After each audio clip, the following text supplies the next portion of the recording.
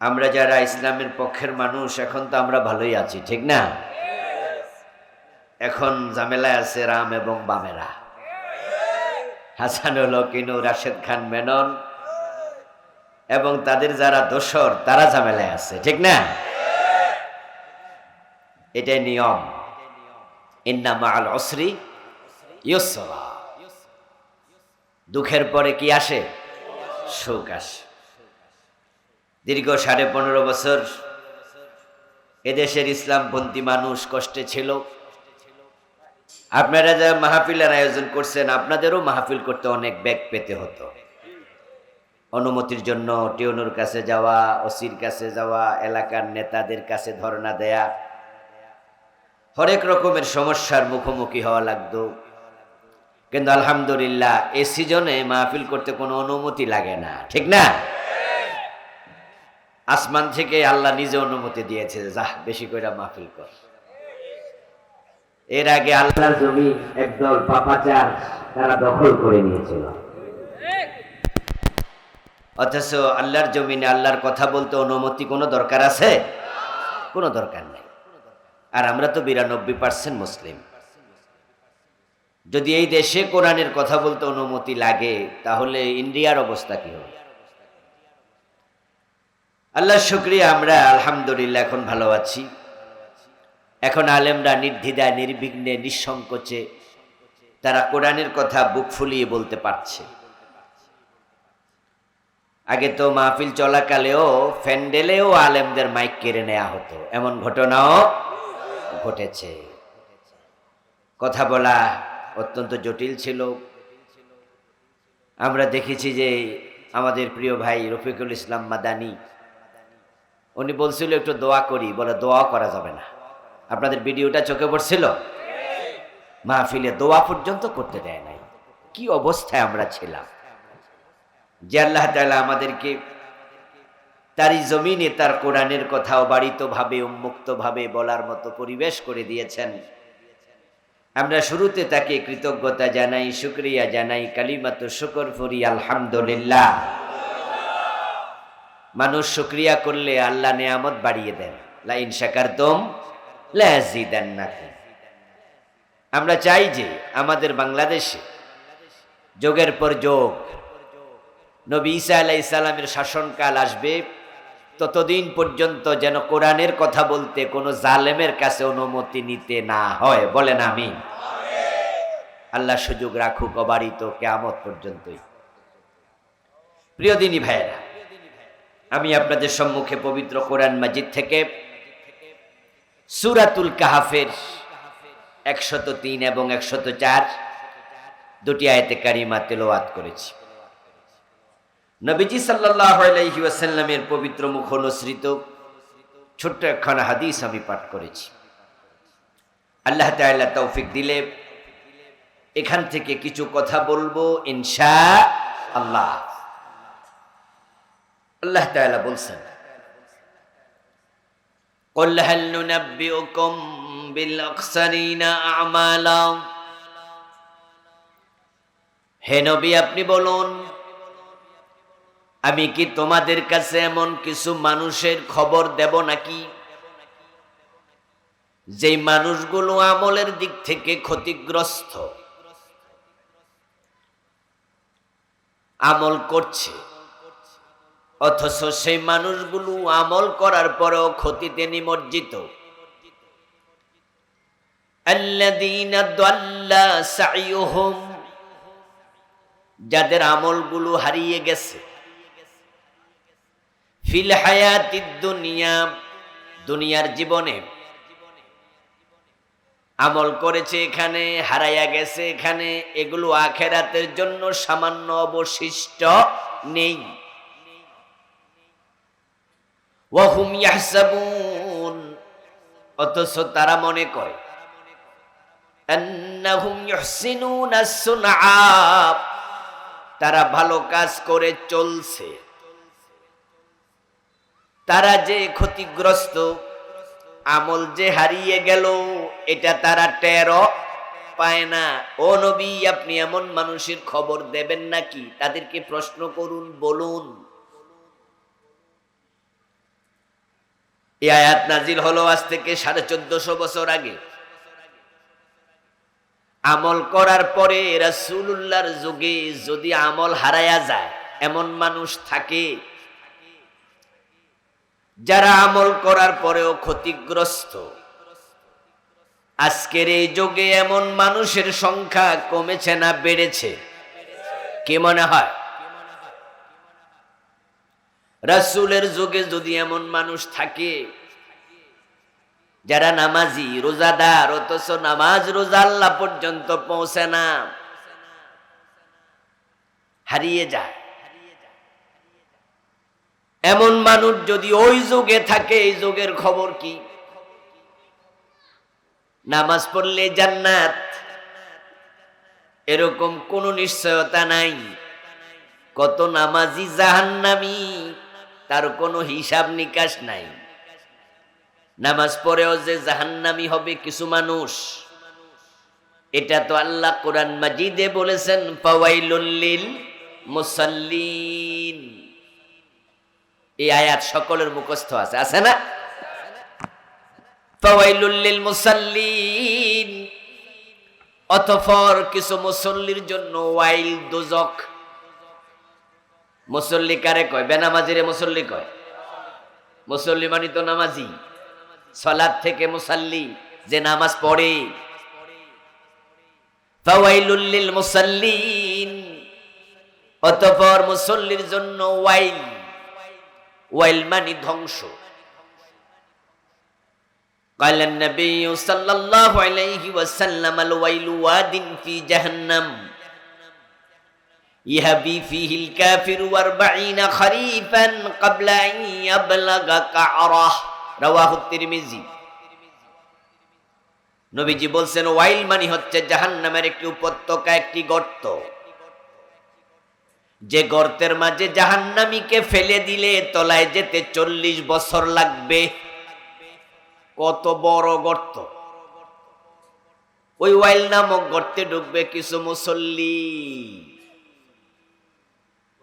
সব মুসল্লির নামাজ কবুল হয় না, সকল রোজাওয়ালার রোজা কবুল হয় না।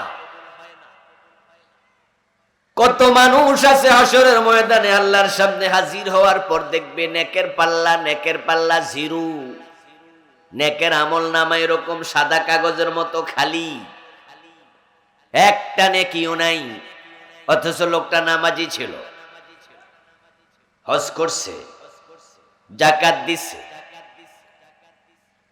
আল্লাহর সামনে গিয়ে সে বলবে, আল্লাহ আমার আমলগুলো কই? আল্লাহ বলবে, আল্লাযীনা দাল্লা সাইয়ুহুম ফিল হায়াতিদ দুনিয়া। ও মিয়া, তুমি কি সূরাতুল কাহফের 104 নাম্বার আয়াত পড়ো নাই? যেখানে আমি বলেছিলাম অনেক আমলওয়ালার আমল দুনিয়ায় হারাইয়া গেছে, তুমি তাদের একজন। সারা রাত মাছ ধরছে, মাছ ধরে রাখার জন্য যেটা আছে এটারে কয় ডুলা। আপনাদের এলাকায় কি কয়? ওই ডুলায় রাখছিল, কিন্তু ডুলার তলা নাই। সকালবেলায় জেলে মাছ ধরছিল সারা রাত, ডুলায়ও রাখছিল, সকালে টান দিছে, ডুলা তুলছে, এখন তলা নাই, মাছ আছে কয়টা?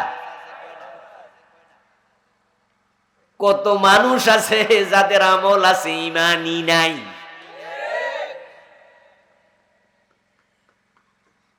পীরের পায়ে সেজদা দেয়, আবার জুমার দিন ইমাম সাহেবের পিছনে দাঁড়ায়া নামাজ পড়ে। এমন কিছু লোক আছে কিনা? যে পীরের পায়ে সেজদা দেয় তার ইমান আছে না গেছে? পীরের পায়ে যে সেজদা দিল সে মুমিন না মুশরিক? তো হিনা নামাজ পড়ে কি লাভ? আমাদের দেশে যারা কাদিয়ানি, তাদের কি মসজিদ নাই? আপনাদের এলাকায়ও তো কাদিয়ানির কিছু লোক আছে, ওদের কোম্পানিও আছে, আসেনি? প্রাণ কোম্পানি, আরএফএল। ওখানে আপনারা কেউ কেউ চাকরি বাকরি করেন, চীনা জানা আমাদের পরিচিত। যারা কাদিয়ানি তারা কি নামাজ পড়ে না? সব কি বেনামাজি? এখন কাদিয়ানীরাও নামাজ পড়ে, তাদেরও মসজিদ আছে। আওয়াজ দিয়ে বলুন তো, কাদিয়ানীরা মোমেন না কাফের? তো নামাজ 5 ওয়াক্ত পড়ে লাভ কি? ঈমানটা এত নাই। ও প্রিয় ভাই, আব্দুল্লাহ ইবনে উবাই নাম শুনেছেন? রাসূলুল্লাহর হাতে কালেমা পড়েছে। নবীজি সাল্লাল্লাহু আলাইহি ওয়াসাল্লামের পিছনে দাঁড়ায়া নামাজ পড়ছে। গাজওয়ায়ে বনি মুস্তালিক নামক যুদ্ধে রাসূলের সাথে জিহাদের মাঠেও গেছে। কিন্তু আব্দুল্লাহ ইবনে উবাই মুমিন না মুনাফিক? ঈমান আছে না নাই? জান্নাতি না জাহান্নামী? তো রাসূলের সাথে যুদ্ধে যায় লাভটা কি? নামাজ পড়ে লাভ কি? ও নবী, আপনি বলুন, হাল নুনাব্বিউকুম বিল আকসারিনা আমালা, আমলের দিক থেকে ক্ষতিগ্রস্ত মানুষের খবর আমি দেব নাকি? এ খবর আপনি দেন। এ প্রশ্নের মাঝে আছে তারগিব তৈরি করা, উৎসাহ তৈরি করা। এর মানে খবর আমি দিতে চাই। এখন আমরা আজকে জানবো কোন কোন মানুষের আমল কবুল হয় না। তারা নামাজ পড়ার পরও কাফের, রোজা রাখার পরও জাহান্নামী। যদি ওই চরিত্র বলার পরে আপনি অনুভব করেন যে এই চরিত্র আপনার ভিতরে আছে, তাহলে আজকে যদি টের পান, তাওবা করে ভালো হওয়ার সুযোগ আছে না নাই? কিন্তু মরার পরে টের পাইলে লাভ নাই। আল্লাহর সামনে গিয়ে যখন দেখবা আমল নামাটা এরকম খালি একটা নেকও নাই, দল্লা সাইয়ুহুম ফিল হায়াতিদ দুনিয়া, দুনিয়াতে হারাই গেছে সব। ঈমান হলো একের মতো, নেক আমল হলো তার ডান পাশে শূন্যের মতো। ঈমান যদি থাকে, নেক আমল করেন, একটা করলে 10 গুণ সওয়াব হবে। আর ঈমান যদি না থাকে, তাহলে শূন্যের কোনো দাম নাই। ঈমান হলো এক, আমল হলো শূন্য। একের ডানে একটা শূন্য দিলে কত? 2টা দিলে, 3টা দিলে, দিতে থাকেন, দাম বাড়বে। এক মুছে দেন, শূন্যের দাম কত? তো ঈমান যদি চলে যায়, দল্লা সাইয়ুহুম, সব আমল শেষ। অন্য আয়াতে আল্লাহ বলেন, ওয়ালাউ আশরাকু লাহাবিতা আনহুম মা কানু ইয়ামালুন। মানুষগুলো যদি শিরিক করে, যত আমল ছিল আমল নামায় সব 1 সেকেন্ডে বরবাদ। ওয়ালাকাদ উহিয়া ইলাইকা ওয়া ইলাল্লাযীনা মিন ক্বাবলিকা লাইন আশরাকতা লায়াহবাতান্না আমালুকা ওয়া লাতাকুনান্না মিনাল খাসিরিন। অন্য আয়াতে আল্লাহ বলেন, ও নবী, আপনার কাছে এবং আপনার পূর্বে নবীদের কাছে আমি ওহী পাঠাইছি, যদি আপনি নবী মুহাম্মদ শিরিক করেন, লায়াহবাতান্না আমালুকা, আপনার আমলও বরবাদ হয়ে যাবে। কারণ শিরিক করলে ঈমান থাকে না, আর এক যদি না থাকে, শূন্যের কোনো দাম। আমলও শেষ, ঈমানও শেষ। শুধুমাত্র হিন্দুরা বেঈমান নয়, ইহুদিরা বেঈমান নয়, যারা কাদিয়ানী তারাও বেঈমান, যারা পীরের পাড়াও বেঈমান, তারাও মুশরিক।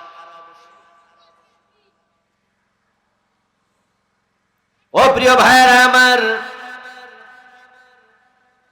হাসরের ময়দানে আল্লাহকে বলবে, আল্লাহ আমার আমল কেন নাই? আল্লাহ বলবে, তুমি তো ঈমান হারা। তখন সে বলবে, আল্লাহ কেন আমি ঈমান হারা? ওয়াল্লাহি রাব্বিনা মা কুন্না মুশরিকিন। ও আল্লাহ তোমার কসম, ও আল্লাহ তোমার কসম, ওয়াল্লাহি রাব্বিনা, তুমি আমাদের রব, তোমার কসম, মা কুন্না মুশরিকিন, আমি মুশরিক ছিলাম না, আমি তো নামাজি ছিলাম। তো আল্লাহ বলবে, ফিরে রে সেজদা দিছিলা কেন? তখন বলবে, আল্লাহ এটা যে শিরিক জানতাম না।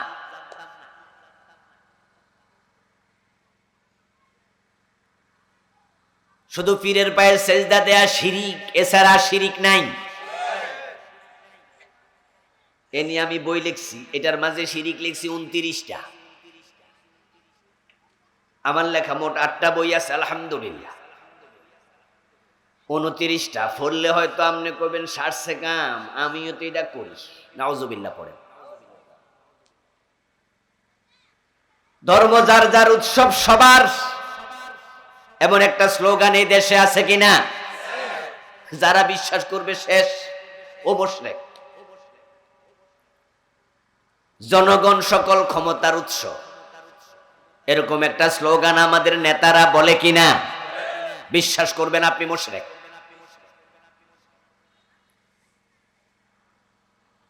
আপনার তুলা রাশি,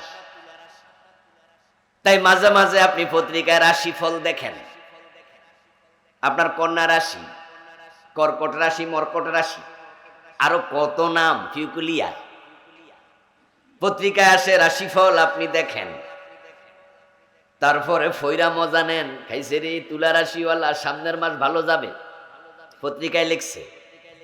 যদি আপনি বিশ্বাস করেন 1 সেকেন্ড পরে কি হবে দুনিয়ার কেউ জানে আল্লাহ ছাড়া, সাথে সাথে আপনি মুশরিক।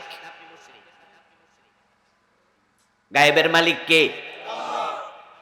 কত রকমের শিরিক আমি লিখছি 29টা। ও মিয়া কাদিয়ানির অনুসারী, তুমি তো কাফের, তুমি নামাজ পড়লে কি লাভ? কারণ তুমি তো গোলাম আহমদ কাদিয়ানকে নবী মানতা। অথচ আমার কোরআনে আমি বলেছি মুহাম্মদ শেষ নবী, মা কানা মুহাম্মাদুন আবা আহাদিম মির রিজালিকুম ওয়ালাকির রাসূলুল্লাহি ওয়া খাতামান নাবিয়্যিন। উনি শেষ নবী। এখন তুমি তো রাসূল মুহাম্মদকে শেষ নবী মানো নাই, তুমি কাফের। গোলাম আহমদ কাদিয়ানকে কেন নবী মানলা? বলবো আল্লাহ হেরে নবী মানলে যে ঈমান যায় আমি জানতাম না। মা কুন্না না'মালু মিন সু, অন্য আয়াতে আল্লাহ বলছেন তারা বলবে এগুলো জানলে তো মন্দ কাজ করতাম না। আল্লাহ এখন বুঝছি এ কামটি ঠিক হয় নাই। শুধুমাত্র যারা কাদিয়ানি তারা কাফের, বাংলাদেশ অন্য মানুষ কুফরি করে না। কুফর নিয়ে বই লিখছি আলাদা, এটাতে লিখছি 56টা।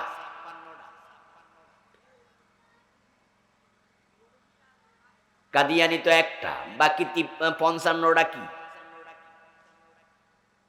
হাসরের ময়দানে বলবেন আল্লাহ জানি না, এখন জানছি এটা কুফর। ওয়ালাউ আন্না লানা কাররাতান ফানাকুনা মিনাল মুমিনিন। কোরআনে আল্লাহ বলতেছে ও বেটারা বলবে আল্লাহ দুনিয়া একটা বারের জন্য পাঠাও, মোমেন হয়ে আসবো ফিরে, আর কুফরি করো না। লাভ আসেনি? আর পাঠানো হবে কি? পুনর্জন্ম আছে নাকি? আবার আবার আসিব ফিরে ধান সিঁড়িটির তীরে নাকি?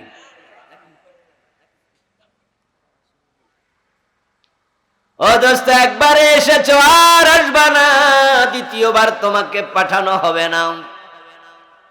তাই সেদিন বলবে আল্লাহ কুফরি করেছি ঈমান শেষ, শিরক করেছি ঈমান শেষ, নেফাকে ইতিকাদি বুকে লালন করেছি কলবে ঈমান শেষ। এখন দুনিয়ায় পাঠাও, আমি আর অন্যায় করব না। আমল কবুল হয় না মোট 5 কারণে, তার মাঝে 3টা বলে ফেললাম, কুফর, শিরিক, নিফাক। এই 3টা করলে আমলও যায় ঈমানও যায়। আরো 2টা কারণ আছে যেগুলো থাকলে ঈমান যায় না কিন্তু আমল কবুল বন্ধ। একটা হলো বেদাতি হলে, আর একটা হলো হারাম খাইলে। যারা হারাম খায় তাদের আমল কবুল হয় না। নামাজ পড়ছিল, ওই নামাজ আমল নামায় নাই। قال رسول الله صلى الله عليه وسلم من اشترى ثوبا ب10 دراهم فيه درهم حرام لم يقبل الله له صلاته ما دام عليه। নবীজি বলেছেন যদি 10 দিরহাম দিয়ে কাপড় কিনো, 9 দিরহাম হালাল, 1 দিরহাম হারাম, ওই 1টা টাকা কাপড়ে হারাম ঢুকেছে, ওই কাপড় পরে যতই নামাজ পড়ো 1 রাকাত আর কবুল হবে না। সহিহ মুসলিমে এসেছে কালান নবী সাল্লাল্লাহু আলাইহি ওয়াসাল্লাম ইন্নাল্লাহা তাইয়্যিবুন লা ইয়াকবালু ইল্লা তাইয়্যিবা।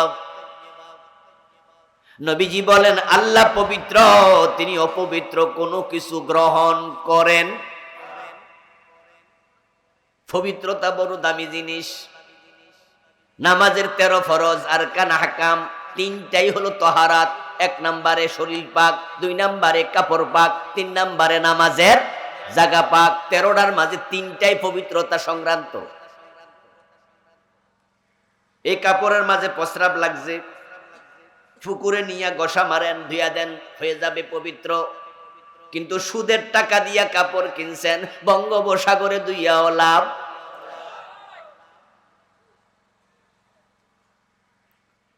ও দোস্ত, আল্লাহ বলবে হারাম খাইছ, তোর আমল কবুল হবে না।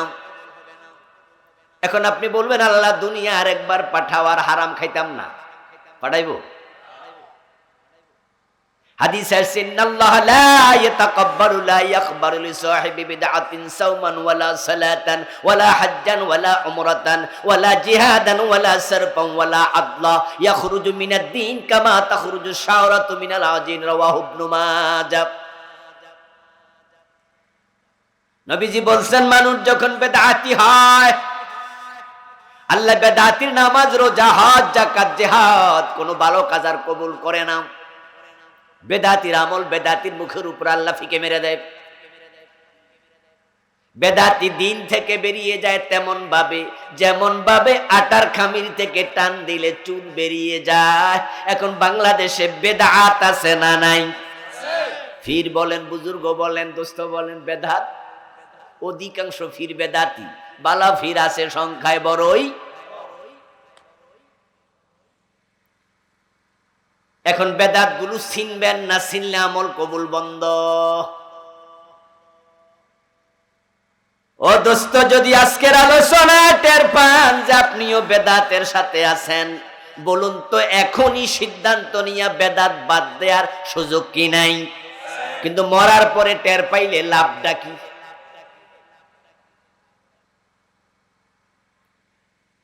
যারা আমার সমবয়সী আছেন, আমার সিনিয়র আছেন, তারা দেখেছেন, জানেন আগেকার বিয়ে কি দিনে হয়তো বেশি না রাতে?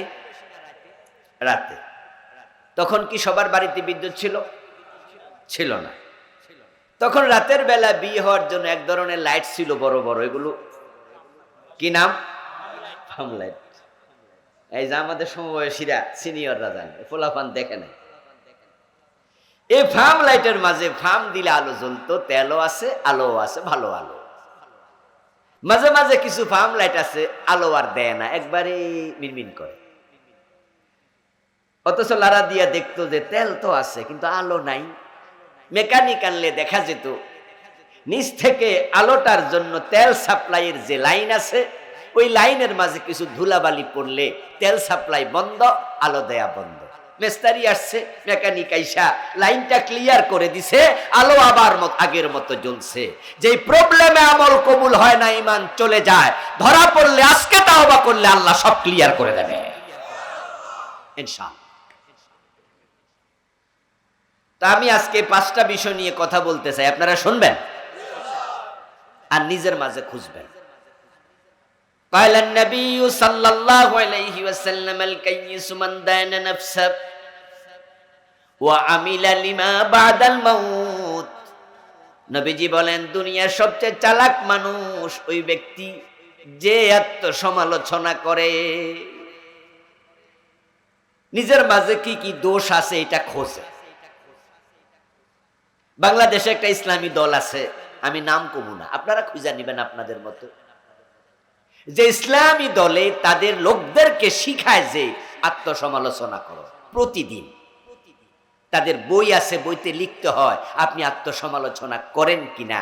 রাতের বেলায় ঘুমানোর আগে ভাবতে হয় যে আজকের দিনে আমি কি কি গুনাহ করছি, এবং সেই গুনাহ থেকে তাওবা করে মাপ চেয়ে তারপরে শোয়া লাগে। ওটা বইতে লিখা লাগে যে হ্যাঁ আমি আজকে এই কাজটা করছি, আমার দোষ আমি খুঁজেছি।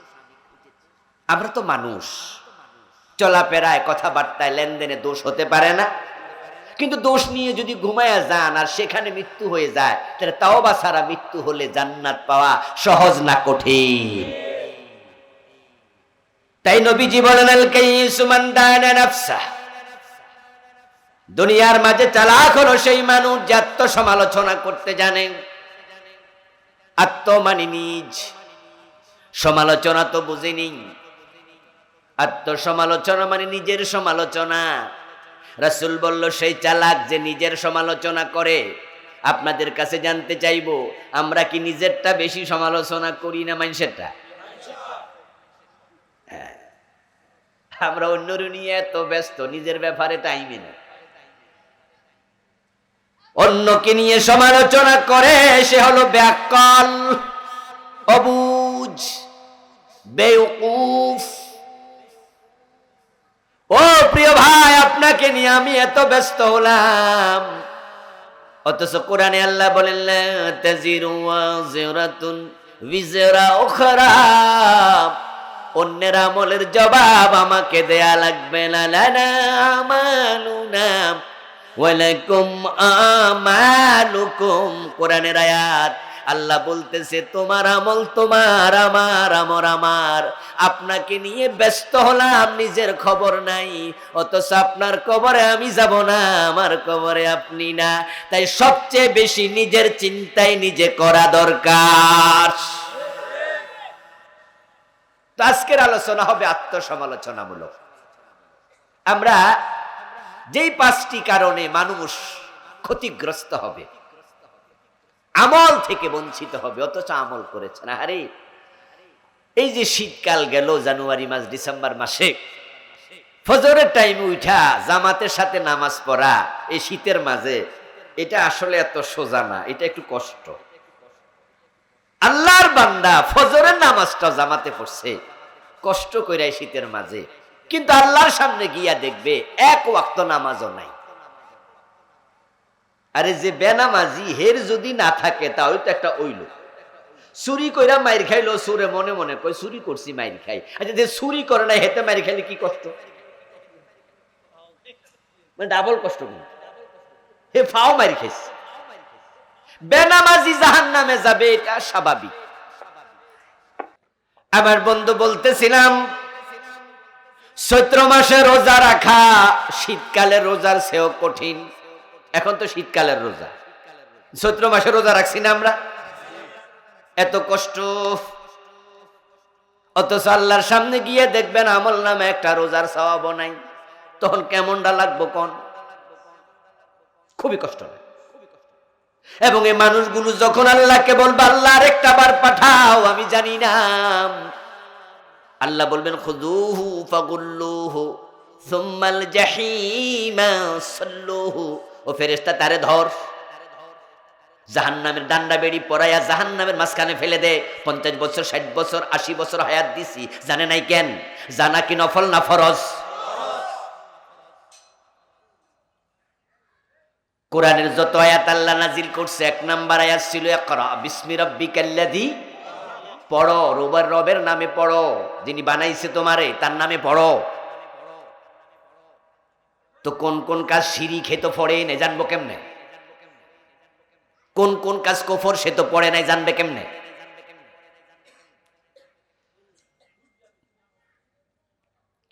বিয়া করতে জানছে, বাচ্চার বাবা হইতে জানছে, রাজনীতি করে নেতা হইতে জানছে, ব্যারিস্টার উকিল মুক্তার হইতে জানছে, কত কিছু জানলো, কত কিছু পড়লো। শুধুমাত্র কোন কাম করলে ঈমান থাকে না, আসলটাই সে জানে না। তারে ধর, খুযুহু, কোরআনের আয়াত, তারে ধর। ফাগুল্লুহু, তাকে ডান্ডা বেরি ফরা, হ্যান্ডকাপ ফরা। সুম্মাল জাহিমা সাল্লুহু, তারপর মাঝখানে ফেলে দে জাহান্নামের। সে বলতেছে আরেকবার ফাটাও, এত সোজা। আপনাদের এলাকায় ফুটবল খেলা হয়নি? আচ্ছা না খেলা হইলো, চিনেন তো নাকি ফুটবল কেমনে খেলে? কয় মিনিট হয়? নরমাল খেলা স্ট্যান্ডার্ড কত মিনিট জানেননি? 90। না জানাই ভালো, খেলাধুলা এগুলো না জানলে কোনো অসুবিধা নাই, কিন্তু জাস্ট জানেন কি না আমি জাস্ট উদাহরণ দেবো তো, তাই জানলাম আর কি। স্ট্যান্ডার্ড খেলা কয় মিনিট? ফুটবল খেলা 90 মিনিট। কোরআন শরীফে গাদার উদাহরণ আছে, মাছির উদাহরণ আছে, আসেনি? আল্লাহ বুঝানোর জন্য কিছু উদাহরণ দিছে। তো ফুটবল খেলার লগে উদাহরণটা মিলে ভালো, তো তাই একটু উদাহরণ দিলাম আর কি। ফুটবল খেলা 90 মিনিট, দুই দলে খেলছে 90 মিনিট, এক দল গোল দিছে 10টা, 7টা, 5টা, আর এক দল একটাও পারছে না। যেই মাত্র 90 মিনিট শেষ, তখন রেফারি একটা হুইসেল দিয়ে এরকম হাতে ফিনিশিং দেখায়, দেখায়নি? আচ্ছা, ফিনিশিং দেখাই দিল, 90 মিনিট শেষ। এখন যে দলে একটাও দিতে পারে নাই, তারা 11 জন মিল্লা যায় রেফারির হাত চাইপা ধরে কয়, স্যার আর 10টা মিনিট দেন, দেখবেন কেমনে 12টা বাজায় দিন। ওই যে গোল যা দিছে সব ফিরাই দেবো স্যার। রেফারি তাচ্ছিল্যের হাসি দিয়া বলবে, বেটা 90 মিনিটে পারস নাই, 10 মিনিটে সব ফিরাই, এত সোজা। হাত স্যার, হাত চাপে তো, হাত স্যার। এবার যদি ঠ্যাং চাপি ধরেন, লাথি মারবে, 1 মিনিটও দেবেন, বলবো পা স্যার, 90 মিনিটে পারস নাই, আর এখানে এসে 5 মিনিট বাড়াইয়া দেন। ও দোস্ত, দুনিয়ার খেলোয়াড় রেফারি আপনাকে আর 1 সেকেন্ডও দেবে না, বলবো সময় শেষ। আসমানের মালিক তোমাকে চোখ দিছে, হাত দিছে, পা দিছে, কান দিছে, বুঝার জন্য মগজ দিছে, শোনার জন্য কান দিছে, দেখার জন্য চোখ দিছে। এই চোখ দিয়া কোরআন পড়তে পারতা, কান দিয়া ওয়াজ শুনতে পারতা, মগজ দিয়া ভাবতে পারতা কোনটা শিরক, কোনটা কুফর, কোনটা নেফাক, কোনটা হালাল, কোনটা হারাম। এগুলো বর্ণনার জন্য কোরআন হাদিসে আলেম ওলামার আলোচনা আছে, আলেমগণ লিখেছে, বই আছে, ওয়াজ করতেছে, ওয়াজ আছে। তারপরও তুমি আখেরাতে কইবা আল্লাহ আমি জানি না। আল্লাহ বলবে, কেন জানো নাই?